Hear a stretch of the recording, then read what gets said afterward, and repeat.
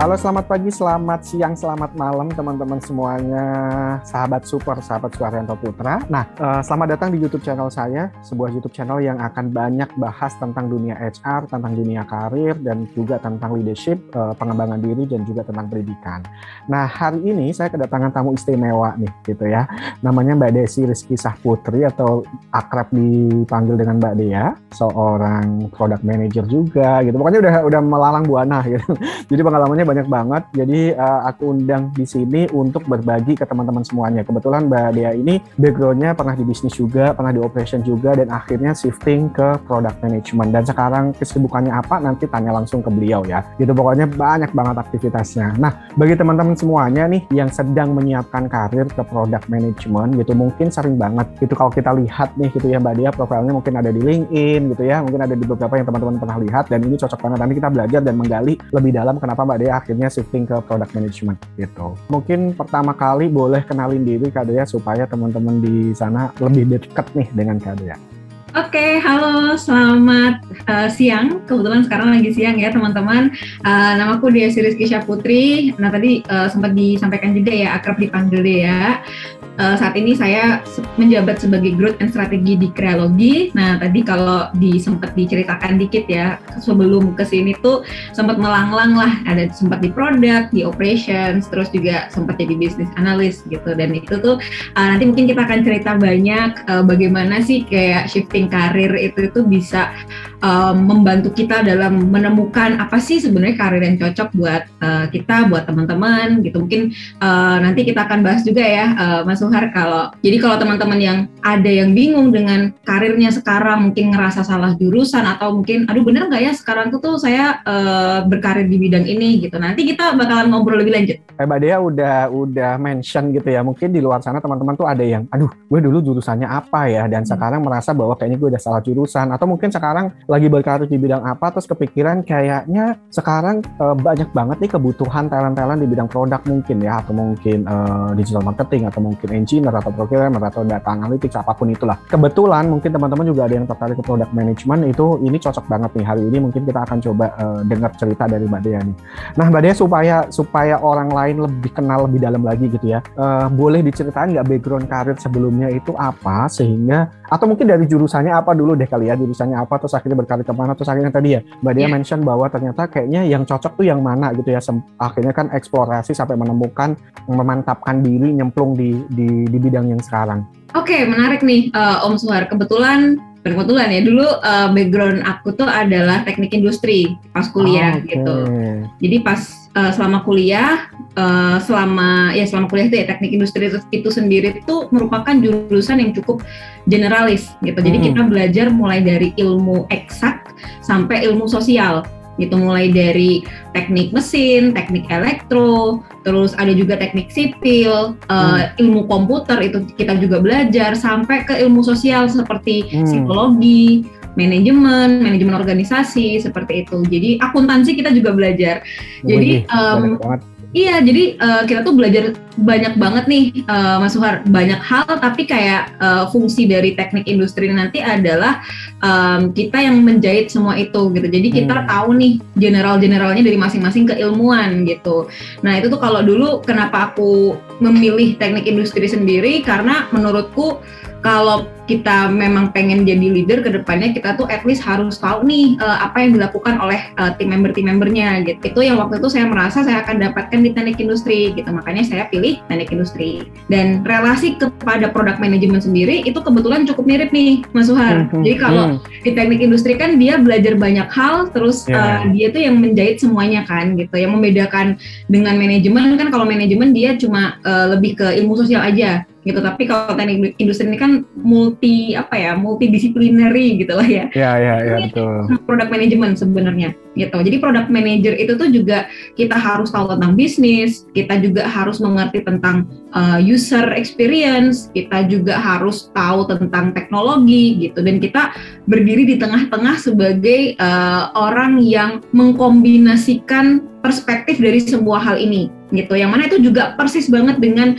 apa yang saya pelajarin di teknik industri ya. Jadi kayak mulai dari ilmu sosial sampai ilmu eksak, dan di mana kita itu tuh harus bisa mengkombinasikan kedua perspektif itu gitu. Begitu pula di product management gitu. Makanya ketika saya tahu ada karir yang namanya product manager, itu tuh saya cukup tertarik di situ karena tadi ya ada banyak sekali disiplin yang harus kita ketahui, dan kita tuh ditantang untuk memberikan solusi yang itu tuh tidak berat sebelah, tidak hanya memikirkan bisnisnya saja, tapi juga kita perlu memikirkan kayak dari segi usernya dan juga dari teknologi atau resource yang kita punya gitu.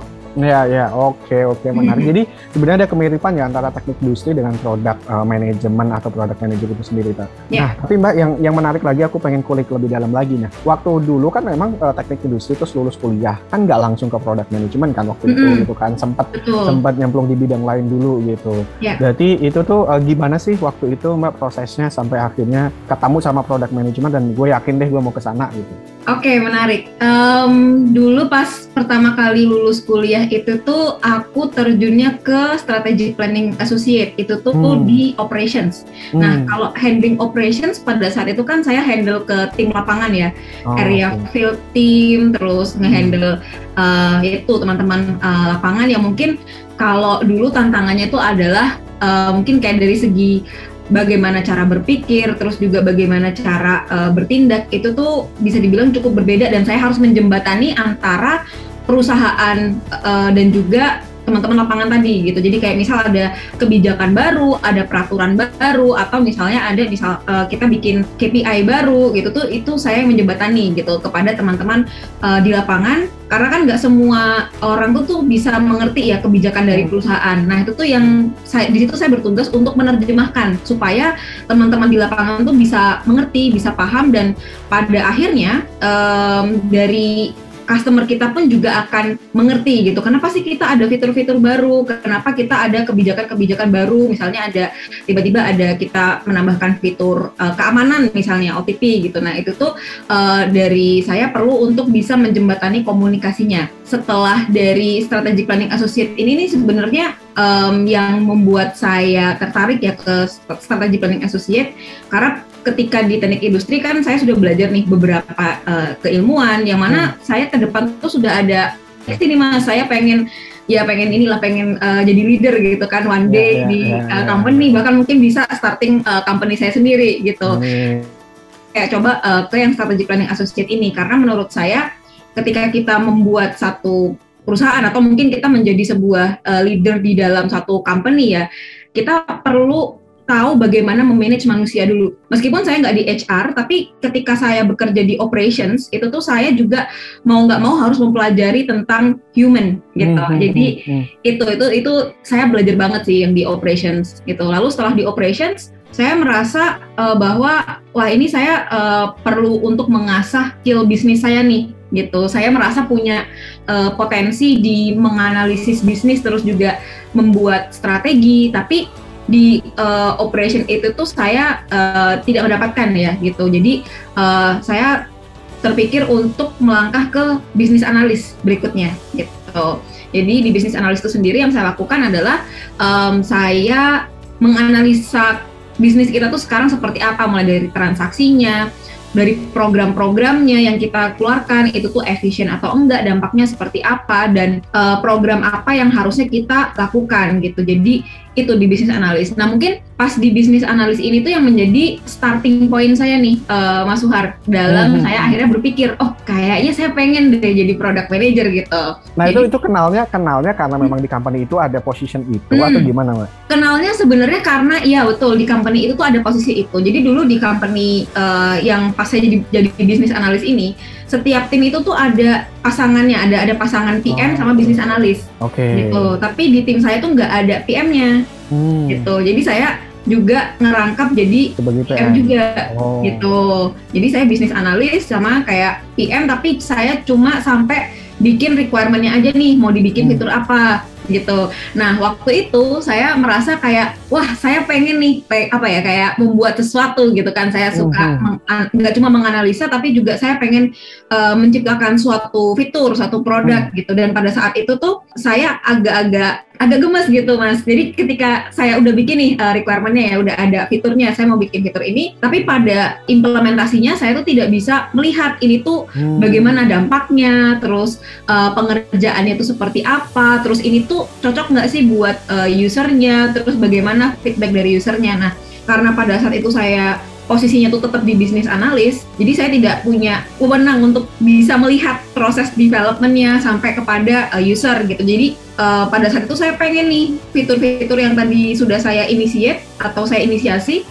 dampaknya gimana sih gitu. Jadi di situ tuh saya mulai punya trigger kepada product manager, dan pada saat itu juga saya merasa bahwa harusnya product manager ini tuh dia nggak cuma ngelihat dari bisnis ya, dia juga harus melihat dari segi user dan juga teknologi gitu. Dan pada saat itu tuh saya juga mempelajari ya, waktu itu ketika saya menemukan ketertarikan, saya akhirnya belajar gitu. Jadi tiap kali selesai kerja jam 7 itu tuh pasti saya stay dulu di kantor buat nebeng wifi buat ikut kelas-kelas product management, Om. Jadi dulu itu tuh ya dulu tuh belum ada, kalau sekarang kan banyak banget ya, ada kelas-kelas online gitu ya, yang kelas-kelas product management, ada digital marketing. Nah, itu tuh banyak banget nih sekarang. Kalau dulu itu tuh nggak ada.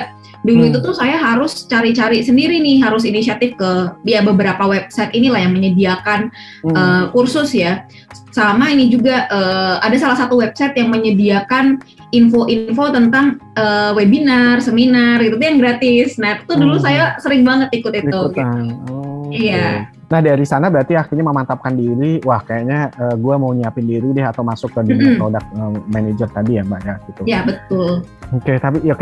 Jadi apa pembelajaran yang bisa diambil nih teman-teman? Ternyata Mbak Dea juga tadi ya memang eksplorasi di pekerjaannya, terus akhirnya punya ketertarikan, tapi hal yang patut kita contoh adalah beliau belajar gitu ya, ikutan beberapa webinar atau mungkin kursus-kursus apapun yang berhubungan sama product management supaya lebih memahami itu gitu ya, Mbak ya. Betul. Nah, akhirnya mantap nih gue ngambil product management atau product manager, Mbak gitu. Waktu itu kebayang nggak sih, maksudnya pertimbangannya sih apa aja, Mbak gitu? Mungkin positif negatifnya atau resikonya udah sempat dipertimbangkan nggak gitu? Sampai atau karena memang akhirnya di situ udah kejawab nih, kayaknya passion gue di sini deh gitu. Atau sebenarnya kalau misalkan Mbak Dea juga mau ditarik lagi gitu, nanti kan tadi kan mention ya bahwa pengen punya company sendiri ya, apakah memang itu bagian dari path-nya mau ke sana atau gimana? Oke, menarik. Sebenarnya kalau untuk assessment dulu itu tuh mungkin gini ya, kalau menurut saya itu tuh awal-awal kita umur 20-an itu memang masa-masanya kita untuk eksplorasi. Untuk kita belajar sebanyak mungkin hal, kita bahkan mungkin gagal sebanyak mungkin sampai kita akhirnya menemukan, saya tuh sebenarnya cocoknya tuh seperti ini gitu. Bahkan mungkin kalau dalam kasusnya saya itu tuh saya merasa pada saat itu product management sendiri, saya punya satu visi soal product management ya. Saya merasa bahwa seorang product manager itu tuh dia perlu punya skill problem solving dan juga analytical skill ya, dimana seorang product manager itu nggak cuma dia bikin fitur, nggak cuma dia bikin satu produk, tapi dia juga perlu tahu kenapa sih kita tuh perlu bikin produk ini, kenapa sih kita perlu bikin fitur ini. Bisa dibilang salah satu hal lain yang jadi triggernya saya nih ya, Mas Suhar.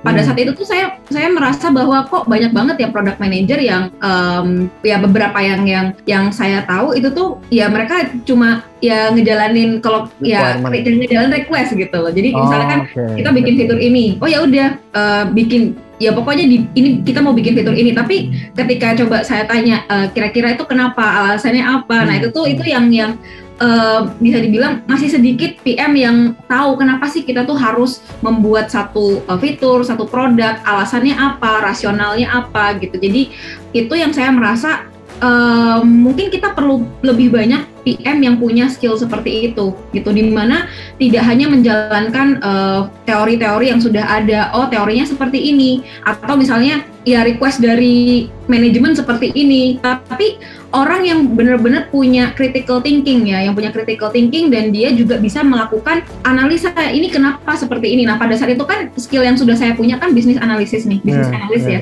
bisnis analis. Saya yang tahu nih kita tuh lackingnya di mana, kurangnya di mana, mendingan kita bikin apa gitu. Jadi kayak problemnya apa sebenarnya di kita itu. Saya merasa oke, kalau saya itu menjadi PM, mungkin resikonya adalah pada saat itu karena background saya itu nggak ada product management sama sekali ya, mungkin agak susah untuk saya bisa bersaing. Itu kekurangannya.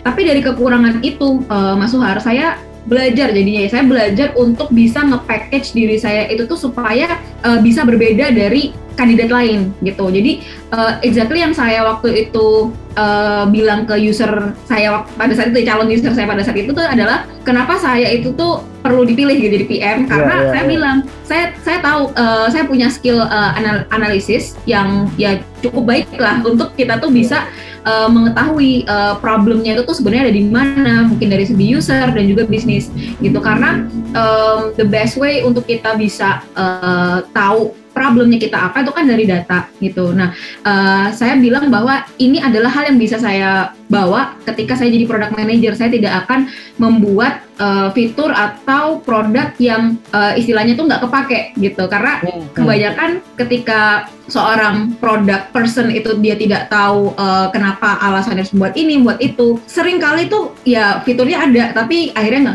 nggak kepake. Gitu. Oke, ini aku belajar nih bahwa tadi Mbak Dea adalah ketika kita shifting karir dan meyakinkan calon user adalah coba analisa ya sebenarnya profile product manager yang sesuai itu seperti apa, yang seharusnya kayak gimana. Tadi kan Mbak Dea mention bahwa punya critical thinking gitu ya, punya problem solving gitu, dan akhirnya kan bisa membuat solusi atau propose produk yang memang sesuai dengan kondisi bisnis gitu ya, sesuai dengan usernya dan seterusnya. Nah, sehingga dari sana Mbak Dea coba reflect lagi ke diri gitu ya, apa yang menjadi strong point-nya Mbak Dea untuk akhirnya dijual gitu ya, buat dijual ke calon usernya. Nah, sedikit aku mau nyinggung Mbak ya, di luar sana kan mungkin banyak teman-teman yang pengen shifting ke product management ya, dan awalnya background-nya mungkin quote-unquote nggak tahu lah, mungkin nggak ada relate-nya sama sekali gitu, atau mungkin awalnya jurusan kuliahnya berbeda, atau mungkin pekerjaannya sekarang berbeda. Tapi dari obrolan ini mereka harusnya bisa belajar dari Mbak Dea untuk coba lihat kekuatannya, terus jadi juga ngelihat profil yang dibutuhin, plus juga kita juga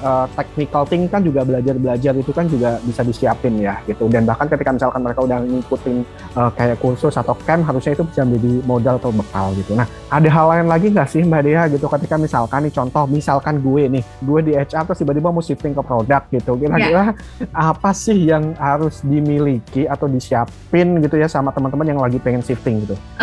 Yang pertama pasti dari ini ya, kita mungkin tadi benar ya, kita lihat dulu idealnya PM itu tuh harus punya apa aja. Tadi ada critical thinking, terus dia harus tahu cara menyelesaikan problem solving, dia punya problem solving skill. Dia juga tahu kenapa sih kita bikin satu fitur, satu produk supaya kita bisa make sure produknya itu tuh punya impact, punya dampak kepada user bisnis, dan juga secara mungkin dari segi teknologinya juga sesuai gitu ya. Dan mungkin yang kedua itu adalah walaupun mungkin nanti teman-teman tidak memiliki pengalamannya ya, kayak tadi aku kan sebenarnya nggak punya pengalaman nih di product management kan, tapi saya apply juga gitu ke product management. Nah itu tuh mungkin coba dilihat dari karakteristik PM itu kan tadi ya problem solving skill, mungkin bisa di highlight di CV-nya, di pengalaman kalian yang sebelum itu ada nggak sih hal-hal yang menerapkan problem solving skill gitu, karena itu tuh yang biasanya dilihat dari profile seorang product manager gitu, critical thinking, problem solving ini tuh mungkin kayak dari ya mungkin salah satu event atau salah satu inisiatif yang pernah dilakukan, itu tuh kontribusi teman-teman tuh apa sih ke situ gitu. Nah ini yang sering saya bilang ke teman-teman yang mau melamar jadi PM atau bahkan mungkin applicable buat posisi lain juga ya.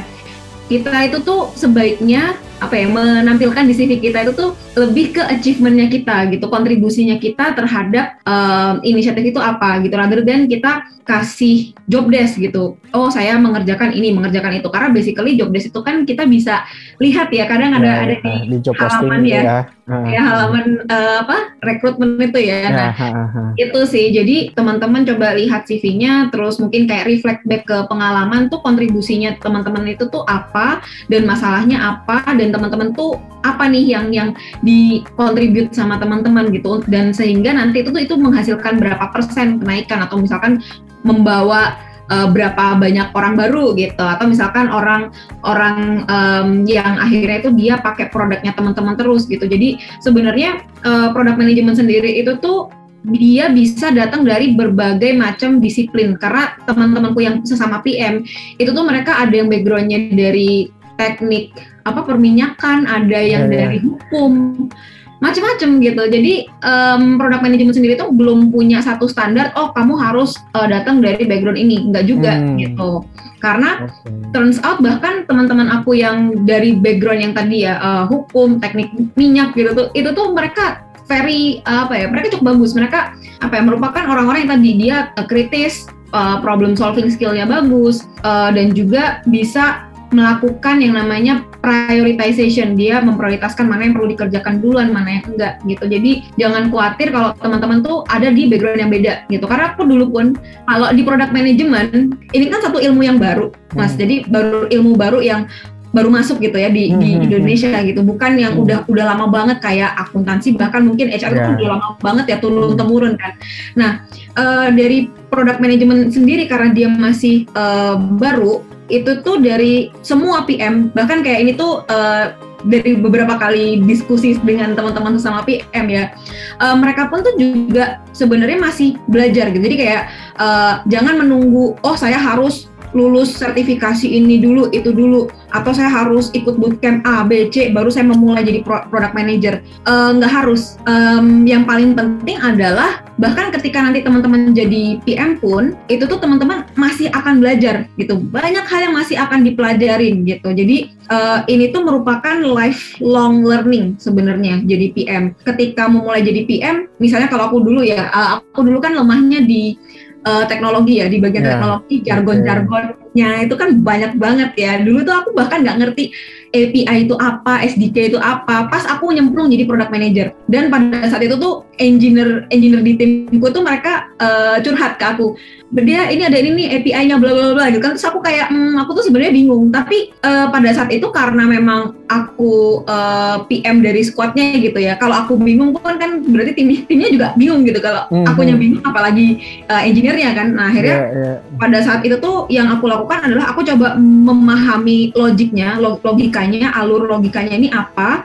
Oke, terus kalau ini nggak dikerjakan tuh kenapa gitu, dampaknya seperti apa. Jadi coba dipahami. Setelah itu selesai, setelah diskusinya selesai, baru itu saya googling API adalah gitu, SDK adalah gitu. Jadi menurutku PM ini sendiri itu merupakan proses teman-teman juga harus banyak belajar selama jadi PM. Jadi bukan berarti ketika udah ikut bootcamp ini atau lulus dari misalnya kursus apa gitu terus kayak berhenti, enggak juga gitu. Karena ada banyak banget hal dalam product management itu tuh teman-teman akan dealing dengan tidak hanya teknologi ya, tapi human juga gitu, manusia. Jadi salah satu area yang kelihatan nih ya teman-teman tuh akan belajar terus tuh adalah empati gitu. Jadi seorang product manager tuh harus punya empati kepada user, kepada pelanggannya gitu. Bagaimana dari experience-nya dia, terus kayak mungkin dari problemnya dia dulu deh, masalah dia itu apa, dia itu siapa gitu. Dan ketika teman-teman nanti itu mengerjakan produk yang teman-teman sendiri itu bukan penggunanya, wah itu tuh kemampuan empatinya itu bakalan diuji banget gitu. Kayak contoh dulu aku megang produk untuk warung, pemilik warung ya. Nah aku kan bukan pemilik warung nih gitu. Dan itu tuh tantangannya adalah bagaimana kita bisa empati terhadap cara pandangnya mereka, cara berpikirnya mereka gitu. Nah itu kalau yang aku bilang ke teman-teman, empati ini nih bukan satu hal yang ketika kita udah selesai pelajarin teorinya, terus kita udah merasa jago, enggak. Kayak itu tuh harus seiring dengan waktu, seiring dengan pengalaman gitu. Karena dulu pas aku pertama-tama kali nih memegang produk yang penggunanya itu adalah pemilik warung, itu tuh ada beberapa kali dulu ya, kok mereka mikirnya gini sih, kalau aku sih ini udah paham ya kalau kita masukin, misalkan dulu itu kasusnya adalah login page gitu ya. Nah itu kan biasanya kita masukin username sama password. Username aja tuh mereka nggak tahu gitu. Nah kalau di kita kan kayak itu kan harusnya gampang gitu ya. Itu kan harusnya tahu gitu. Nah ada banyak hal seperti itu tuh yang nanti mungkin teman-teman harus kembangkan gitu, empati ya, proses empati kepada user. Dan again ini tuh bukan satu hal yang overnight bisa dipelajarin overnight, tapi memang harus ada prosesnya, dan teman-teman harus benar-benar experience sendiri ke user, terjun langsung ngobrol sama user, terus mungkin kayak menghabiskan waktu lah ngelihat prosesnya mereka tuh jualannya kayak gimana, customer-nya itu rame biasanya di jam berapa gitu. Jadi mungkin itu akan sedikit demi sedikit bisa membantu teman-teman untuk berempati kepada mereka gitu. Kadang apa yang kita pikirkan dengan apa yang mereka pikirkan tuh kadang-kadang beda banget gitu sih. Iya.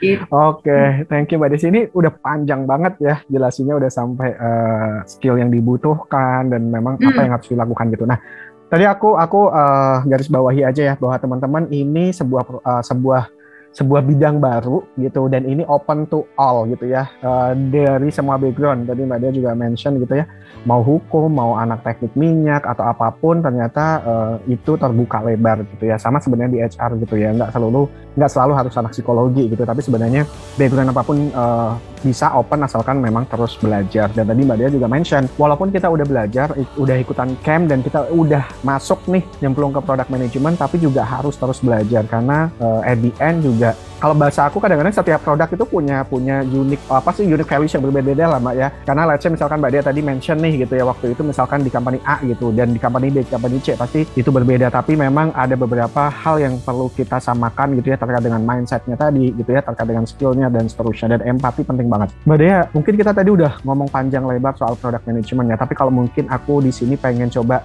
ngingetin lagi ke teman-teman, bahkan mungkin teman-teman yang mungkin belum kebayang apaan sih product management itu gitu. Mungkin boleh diceritain analogi yang paling simpel gitu Mbak, buat teman-teman yang memang baru banget, dan siapa tahu dengan mendengarkan ini jadi tertarik nih untuk berkarir ke produk gitu. Okay. Tadi kan walaupun Mbak Desi udah jelasin bahwa ternyata kita itu berhubungan sama banyak bidang gitu ya, tapi mungkin paling simpelnya gimana sih Mbak product management? Mungkin kalau diminta untuk menceritakan dengan analogi ya, karena aku kan suka traveling nih. Iya.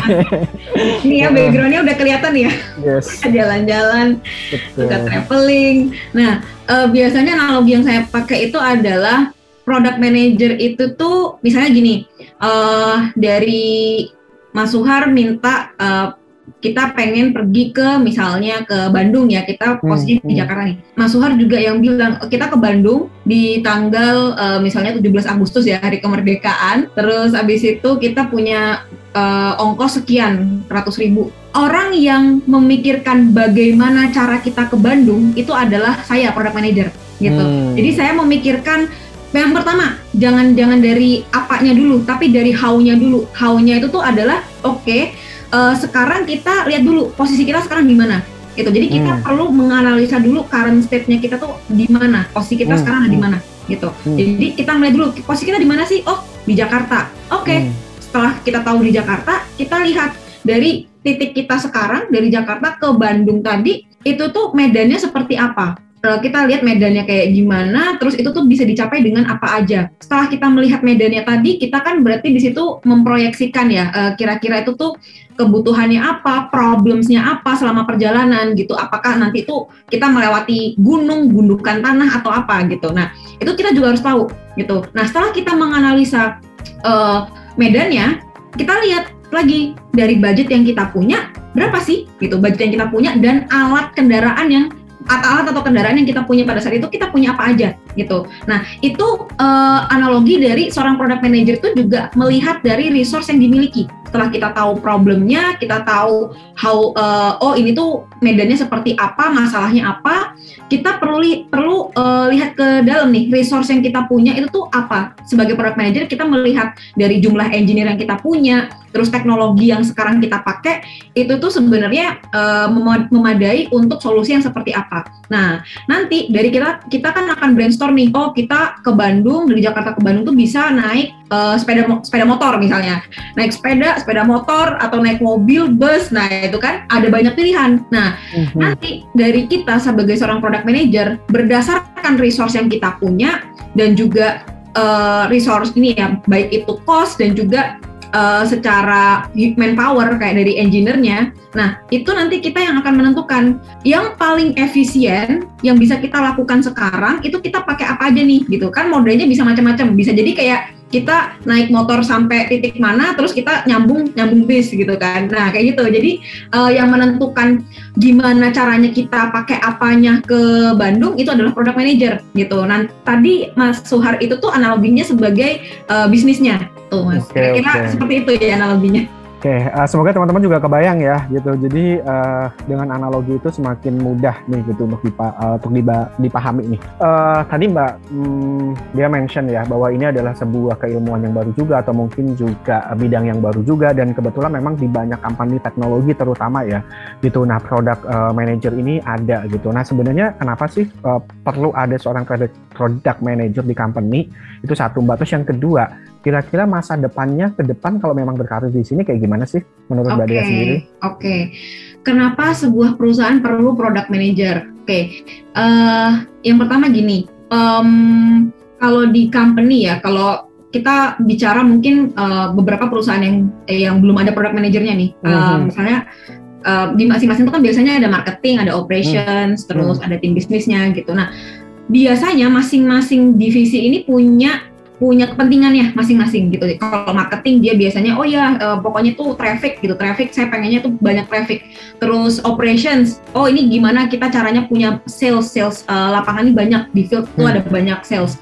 Terus kalau dari bisnis, ini gimana kita tuh dapat revenue sebanyak mungkin gitu. Jadi masing-masing tuh sudah punya interestnya gitu. Tapi tidak ada dari salah satu divisi ini tuh yang berpikir tentang produknya gitu. Jadi kalau bisnis itu tuh ya pure gimana caranya kita dapat revenue, kita dapat uang gitu. Tapi yang kita jual tuh kan sebenarnya produknya nih. Bagaimana produk ini bisa fit di pasar gitu.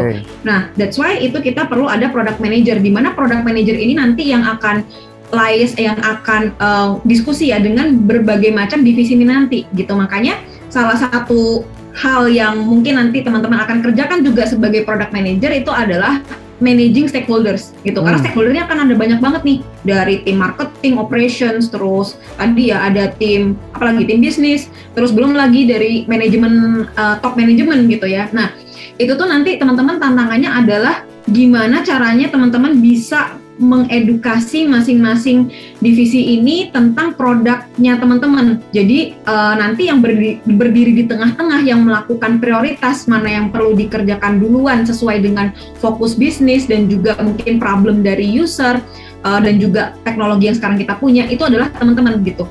Divisi lain belum tentu mereka bisa melakukan itu gitu, karena again mereka punya interestnya sendiri-sendiri ya, fokus divisi masing-masing gitu. Karena di dalam satu company gitu, nah mungkin teman-teman mikir loh itu kan harus bisa aja itu dikerjakan sama misalkan tim bisnis. Nah itu tuh belum tentu teman-teman, karena bisnis tuh punya interestnya sendiri-sendiri, dan product manager itu tuh yang eventually dia yang menentukan, kita akan bikin fitur ini duluan nih, kita akan selama sebulan ke depan kita akan bikin fitur-fitur apa aja. Kenapa kita bikin urutannya seperti itu? Nah itu tuh tantangan kita nih sebagai product manager untuk kita bisa mengedukasi kepada stakeholder kita tadi gitu. Karena mereka pun juga nanti akan kalau teman-teman jadi product manager ya, teman-teman juga mungkin akan dapat request gitu kan, request dari beberapa divisi gitu. Tapi sebenarnya yang nantinya akan menentukan mana yang perlu kita buat duluan itu adalah teman-teman gitu. Nah, jadi nanti ini mungkin jadi tantangan juga ya buat teman-teman ya. Seorang PM itu tuh sebaiknya tidak yes man gitu. Karena kalau teman-teman mengiyakan semua request, wah itu tuh overwhelming ya akhirnya kan. Kita kan nggak punya sebanyak itu resource kan biasanya. Kita kan punya resource yang limited, dan itu memang harus diprioritaskan mana yang perlu dikerjain duluan. Dan inilah sebenarnya salah satu esensi dari product manager gitu. Jadi dia itu mencoba di tengah-tengah memfasilitasi gitu ya, dari sisi bisnis, dari sisi teknologi, dari sisi marketing juga gitu. Maksudnya melihat dari bisnis analisnya gimana, datanya gimana, resource yang ada dan seterusnya, dan akhirnya at the end company ini tuh punya produk apa gitu supaya produknya itu fit dengan market dan memang nanti bisa growth gitu ya Mbak ya.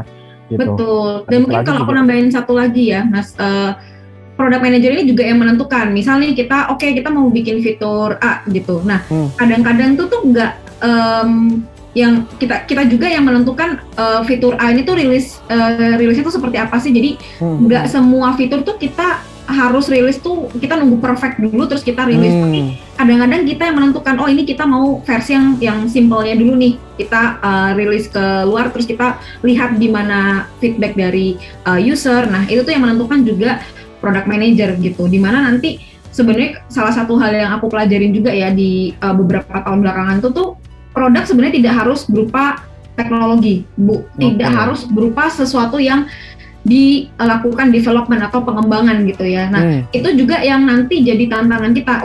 Ini tuh ada kebutuhan dari tim marketing misalnya, tapi kita lagi nggak punya resource nih untuk ngerjain fiturnya. Sedangkan itu tuh problemnya mendesak gitu kan. Nah sebagai product manager kita juga bisa nih ngasih masukan ya. Mungkin kita yang bikinin produk tapi yang tidak butuh development gitu.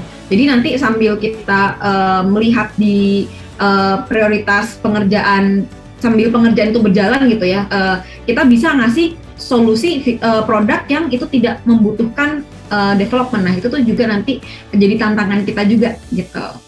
Oke, betul. Jadi ngomongin tadi ya priority sessions gitu ya, dan lagi kan sebenarnya ada kadang-kadang memang kita udah punya plan gitu ya, terus kalau request masuk semua ditelan kan kita juga jadi overwhelming sendiri gitu. Nah makanya perlu untuk di manage gitu supaya dari sisi product developmentnya jadi lancar gitu, atau mungkin sesuai dengan kampanye. Terus tadi menariknya lagi juga ternyata nggak semuanya itu berhubungan sama development ya Mbak ya gitu. Kadang-kadang ada yang memang sesimpel nggak berhubungan sama teknologi lah gitu ya, ada yang kayak gitu ya sebenarnya ya. Nah Mbak, tadi udah di spill juga ya, maksudnya terkait dengan syarat apa yang dibutuhkan, tadi kan udah ngomongin harus punya ini, harus punya itu gitu ya, itu kayak esensinya nih gitu. Kira-kira kalau mau kita coba mapping gitu ya Mbak ya, gitu supaya teman-teman juga paham gitu. Kalau sekarang gue udah yakin dan mantep mau ke sana, kalau ngomongin soft skill-nya kan ada analytical thinking atau critical thinking gitu, empathy gitu ya, terus managing stakeholder gitu. Kalau dari sisi hard skill-nya gitu, kalau coba di mapping deh Mbak gitu dan dijelasin ke kita gitu supaya kita juga paham dan teman-teman di sana yang lagi ngedengerin, yang lagi mau nyiapin diri di bidang produk ini juga tahu. Boleh nggak Mbak? Kalau product management skill itu hard skill-nya biasanya kita lebih ke tadi ya, analisis. Kita perlu bisa untuk mengolah data, untuk bisa menganalisis data dan melakukan presentasi.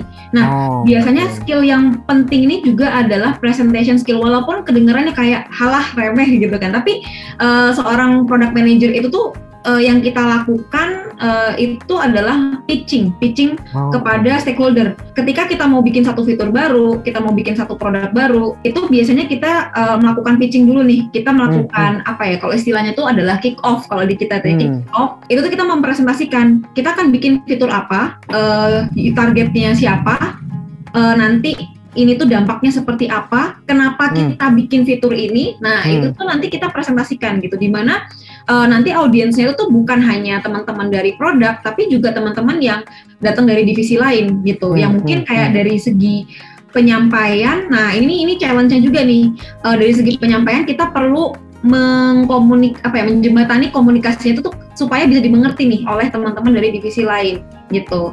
Dan itu tuh skill presentasi itu tuh sebenarnya salah satu yang bisa dibilang menantang juga sih, gimana kita bisa menyamakan persepsi dari audiens itu tuh tentang produknya kita. Nah itu makanya kita perlu learning presentation skill, terus tadi yang mengolah data, dan mungkin kayak salah satu skill yang opsional itu tuh skill query data. Jadi kayak kita bisa mengolah data sendiri, terus kita bisa generate data sendiri gitu. Jadi kenapa data itu sangat krusial di product management ya, karena tadi itu tuh yang bisa membantu kita untuk decide mana problem yang worth to solve, mana solution yang perlu kita kerjain duluan gitu.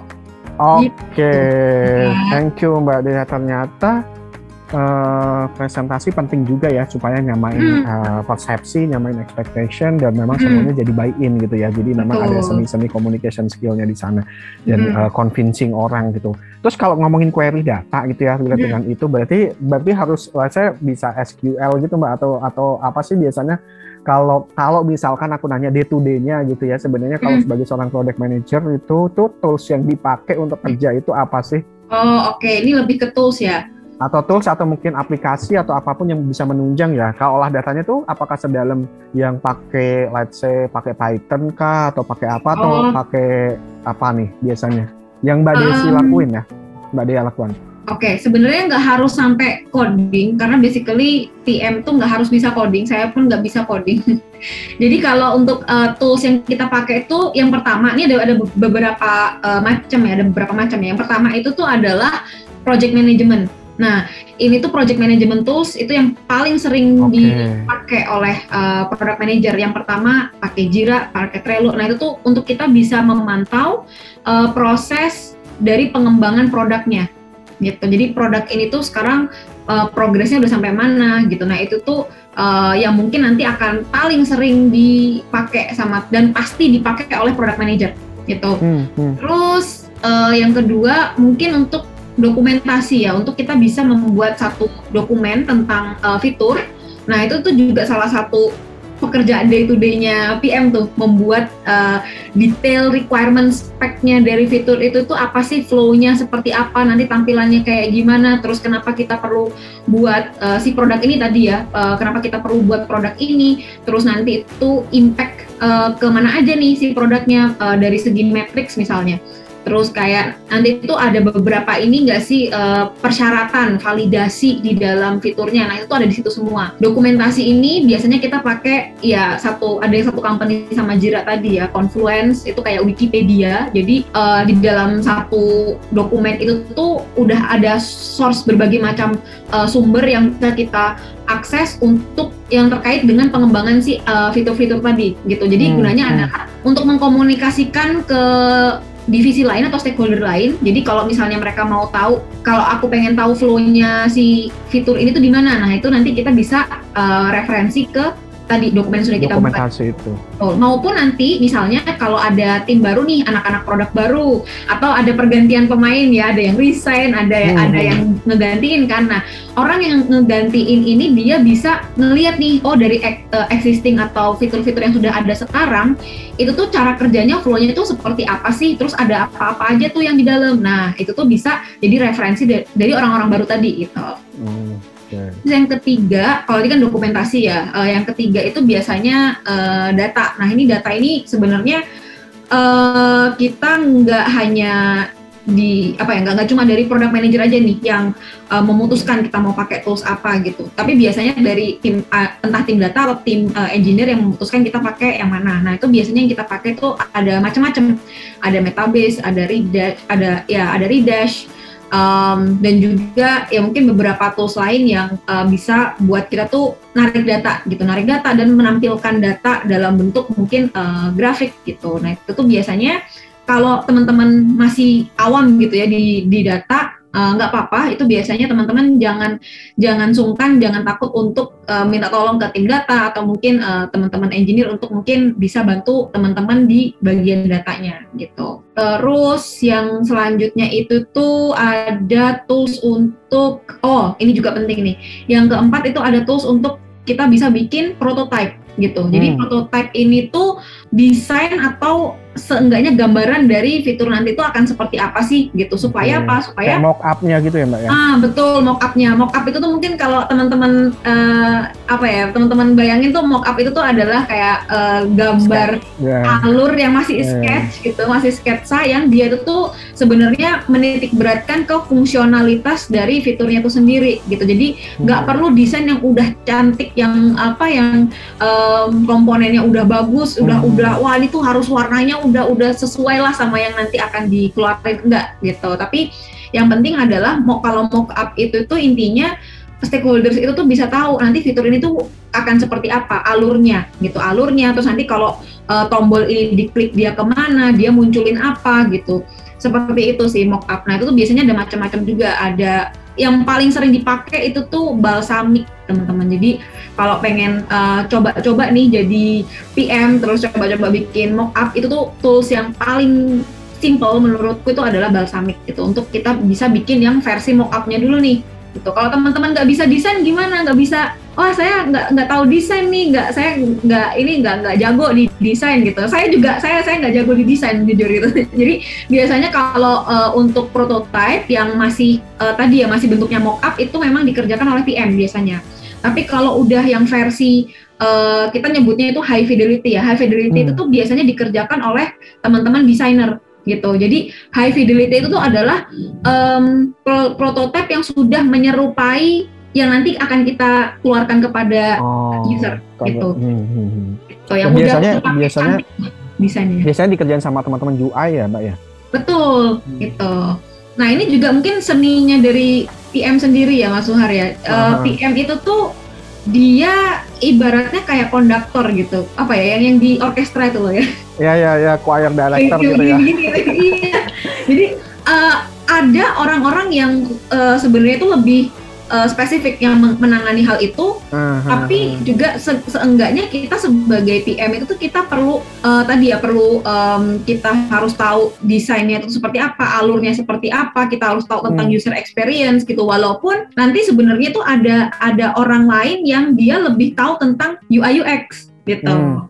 Nah itu seninya sebagai PM sih, dan gimana kita tuh tidak terlalu mendikte misalnya kayak saya pengennya tuh desainnya yang kayak gini, ini bentuk segitiganya harus presisi yang seperti ini tuh enggak gitu. Itu nanti akan ada orang lain yang dia melakukan gitu. Jadi itu serunya sebagai PM sih, walaupun kita itu bisa dibilang kayak tadi ya multidisciplinary, tapi itu gimana kita bisa mengencourage orang-orang yang sebenarnya secara teknis itu lebih baik daripada kita gitu. Jadi untuk bisa membuat si produk ini atau fitur ini gitu. Oke, makanya tadi ya stakeholder management itu penting banget ya gitu, karena memang kita nggak kerja sendiri tapi kita bisa melibatkan banyak orang di sana, dan akhirnya dengan kita bekerja sama dengan stakeholder itu bisa membuat produk yang kita ciptakan itu bisa lebih sukses lagi dan akhirnya bisa diterima sama user gitu. Dan pastinya itu sesuai dengan kebutuhan user. Oke Mbak, thank you banget. Kayaknya udah kebayang banget ya gitu terkait dengan product management gitu ya, aktivitinya apa, tugasnya apa, challenge-nya apa, gitu, profilnya kayak gimana gitu, dan kalau misalkan kita lagi mau shifting karir, mau pindah, itu apa yang perlu kita siapin gitu. Nah, melanjutin dari topik itu gitu ya, kadang-kadang jadi satu momok adalah, bukan momok, mungkin satu fase nih, ketika gue pengen nyemplung ke sana, pasti akan ada proses rekrutmen dong Mbak ya, gitu, dimana memang kita harus ketemu HR sama ketemu users. Sebagai seorang user, Mbak Dia itu melihat kandidat itu yang dilihat apanya sih kalau lagi nyari seorang product manager? Gitu. Misalkan lagi ada kandidat nih, dari semua kandidat itu kira-kira dipilihkan satu gitu, kira-kira memang yang memang dicari banget, atau mungkin yang harus dan wajib ada apa, yang nice to have apa gitu, mungkin bisa diceritain nggak? Yang pertama jelas ini ya, problem solving skill tadi. Problem solving skill dalam artian tuh bagaimana kandidat ini tuh dia came up dengan sebuah solusi. Nah ini juga mungkin di beberapa seleksi PM itu tuh banyak sekali muncul gitu. Jadi kayak pertanyaan-pertanyaan tentang logika, terus kayak critical thinking itu juga biasanya keluar. Jadi beberapa kali itu tuh pertanyaan dengan market sizing namanya. Jadi teman-teman kalau mau apply jadi PM dan pengen menajamkan problem solving skill, analytical juga itu main di sini, analytical thinking sama critical thinking, itu teman-teman coba kerjain soal-soal market sizing. Jadi market sizing itu tuh biasanya soal-soalnya bunyinya kayak gini, sebutkan berapa jumlah jendela di Jakarta gitu. Gitu. Atau kayak jumlah pesawat yang terbang dari harinya. Betul, terbang dari Soekarno-Hatta setiap hari gitu. Atau berapa jumlah kantor pos se-Indonesia gitu ya kan. Iya, betul. Gitu. Tapi kalau jumlah kantor pos tuh ada datanya, Mas. Bisa dicari ya. Iya, bisa dicari. Nah, nanti itu tuh yang dilihat tuh lebih kepada cara berpikirnya teman-teman gitu. Jadi thought prosesnya, step by step itu seperti apa. Dan nanti biasanya juga yang dilihat itu adalah pertanyaan yang teman-teman dilontarkan kepada calon user untuk mengclarify dari datanya tadi supaya kita bisa dapat jawabannya gitu. Jadi bukan Indian sebenarnya bukan benar atau enggaknya, bukan kayak benar nggak sih ini tuh jawabannya dia enggak, ya, tapi yang dilihat itu adalah bukan ya, tapi the way mereka berpikir gitu ya. Betul. Jadi lebih ke proses berpikirnya teman-teman sampai teman-teman tuh bisa mendapatkan jumlah tersebut gitu sih. Kebayang. Terus ada tes-tes teknikal gitu nggak sih Mbak biasanya? Kalau teknikal biasanya lebih ke kayak bikin PRD. PRD itu yang tadi requirement, teman-teman bikin spek dari fiturnya, dari problem statementnya apa, terus matrix yang digunakan, terus nanti itu alurnya si produk atau fitur ini seperti apa gitu. Jadi dan PRD ini harus wajib dikuasai oleh semua PM. Jadi ini mungkin yang nantinya teman-teman akan sering lihat juga sih tesnya gitu.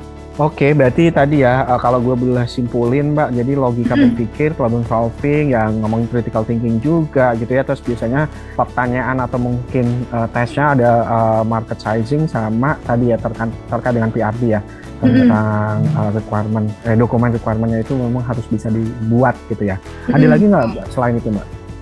Kalau dulu itu tuh pernah aku juga dapat yang data ya. Jadi kita dikasih data, kalau nggak salah waktu itu tuh funnel ya, data funnel itu maksudnya data dari orang yang pakai buka aplikasi, terus data orang yang pakai sama data orang yang menyelesaikan transaksi. Nah itu tuh kita dikasih datanya over months, jadi kayak per bulan datanya berapa. Nah kita diminta untuk dilihat dari data ini, menurut kamu masalahnya apa? Itu satu. Yang kedua, fitur apa yang harus dibuat gitu kalau berdasarkan data ini. Nah itu tadi ya lebih ke analytical thinking langsung ya, bisnis. Nah ini mungkin aku nambahin juga nih Om, karena untuk kebutuhan PM sendiri itu tuh per company beda ya. Bisa dilihat dulu nih ketika ada vacancy, itu yang dibutuhkan PM yang seperti apa gitu. Karena kadang-kadang karena gini, PM sendiri tuh karena dia multidisiplinary ya, dan juga bisa produknya pun juga bisa macam-macam. Ada yang penggunanya itu adalah internal company itu sendiri. Ada yang penggunanya adalah end customer. Ada yang penggunanya itu tuh ya macam-macam lah gitu. Jadi dalam satu company pun kan produk yang dibuat tuh bisa jadi macam-macam kan. Nah itu coba dilihat produk yang akan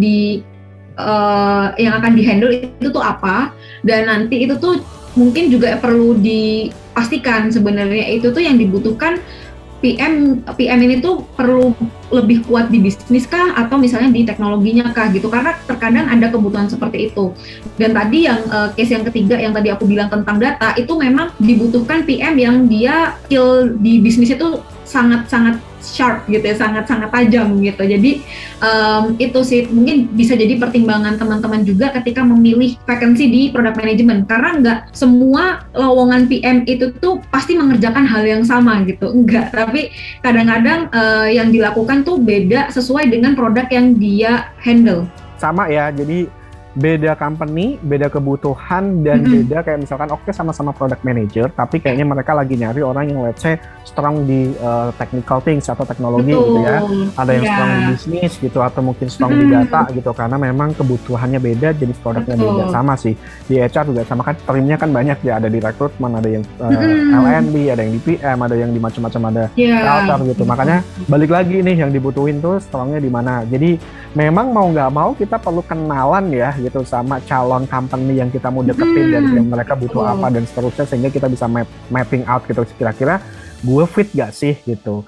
Oke, itu juga menarik ya gitu. Jangan cuman asal apply gitu ya Mbak, karena nggak semuanya namanya product manager itu sama. Oke. Ini udah panjang lebar kita berbicara ya, tapi dari semua pembicaraan kita nih, ada yang kelewat gak sih kita omongin tentang product management gitu? Kalau mau dilengkapin lagi boleh banget nih, atau mungkin Mbak Dea juga mau ngasih kayak emphasize atau mungkin apa ya, hal-hal yang penting yang mungkin pengen disampaikan lagi gitu Mbak? Sebenarnya ada sih tadi yang ketinggalan satu ya, toolsnya itu tuh kita juga punya analytics, product analytics. Jadi selain data analytics, kita juga punya product analytics di mana di product analytics itu tuh kita bisa melihat nih yang tadi kayak case nomor 3 itu ya. Case nomor 3 itu kan kita melihat dari orang yang buka aplikasi, terus dia yang masuk ke fitur itu berapa orang, yang pakai berapa, terus yang menyelesaikan transaksi itu berapa. Nah, itu kan ada bisa dibilang kayak ada funnel-nya, ada ada data orang-orang yang tiba-tiba keluar, terus entah kayak yang dia cuma ngelihat sekali terus dia keluar. Nah, itu tuh juga nanti akan dipakai oleh product manager. Mungkin itu juga sih skill untuk kita bisa pokoknya mencari masalah lah dari data yang kita punya sekarang, terus mungkin dari behavior pengguna dalam produknya kita, itu juga bisa. Terus dilihat dari segi usernya sendiri, dari permasalahannya mereka. Mungkin juga yang keempat yang bisa kita lihat itu adalah dari tren juga. Di luar tuh ada tren baru nggak sih gitu. Kayak misal di groceries itu ya. Nah, itu kan yang awalnya mungkin kayak ya udah kita order aja besok nyampe. Sekarang udah ada yang 15 menit nyampe gitu kan. Jadi tren itu kan juga akan mempengaruhi ya dari produknya kita sendiri gitu.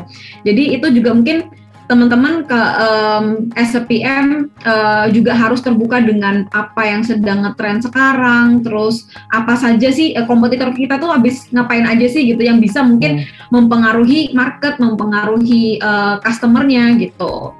Jadi memang jatuhnya ya jangan cuman tadi analoginya aku suka banget sih, karena memang trennya gimana kalau kita misalkan yang kemarin ternyata 15 menit ada nyampe, kita kan jangan sampai berpikir bahwa produk kita itu yang paling bagus gitu ya Mbak ya. Ternyata memang juga harus melihat sebenarnya kita benchmark di luar gitu, dan memang juga kalau kalau memang di luar ada yang kayak gitu, berarti apa yang menjadi unik nih dari produk yang kita tawarkan gitu kan, itu terus dikembangin dan di riset gitu ya. Oke, menarik Mbak Dea. Mbak Dea sendiri thank you banget ya udah banyak cerita nih tentang product management atau product manager gitu. Nah, kalau misalkan aku yakin teman-teman di sana yang lagi nyiapin karir di bidang ini bisa belajar banyak dari Mbak Dea, dan Mbak Dea ini juga memang aktif di mana-mana sebagai seorang mentor gitu ya, sebagai seorang coach. Aduh, makasih.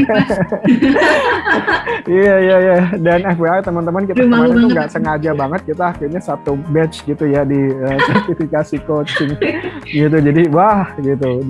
Jadi memang kita punya kesamaan values lah gitu ya. Yang lebih Mbak gitu di sini. Ada yang mau disampaikan lagi Mbak sebelum kita close?